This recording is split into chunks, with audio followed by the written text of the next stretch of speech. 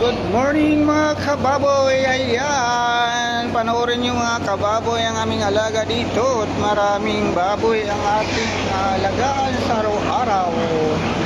Ganon talaga ang buhay mga kababoy, no? Pag tayo ay nagtatrabaho sa isang farm ng baboy, kaya sa sarili nating bahay mismo, mayroon tayong mga alaga mga kababoy. Ayan, iniikot ko yan mga kababoy para makita kung mayroong mga mahihinang mga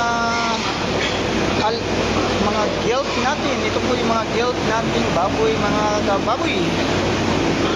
Ito po yung gagawin nating mga inahan pagdating ng tamang edad. Ayan mga kababoy ang ating mga alaga. Ayan,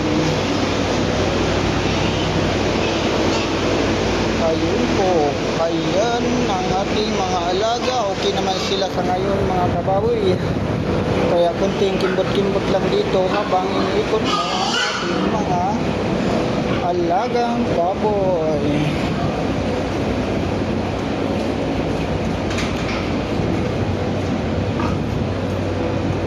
Ayan, shout out sa mga nakarelate nitong ating trabaho mga kababoy as a technician sa isang farm mga kababoy. Kaya kahit hindi kayo mga technician mga kababoy, basta may mga alaga kayong baboy, parang party na din kayo sa buhay ng baboy.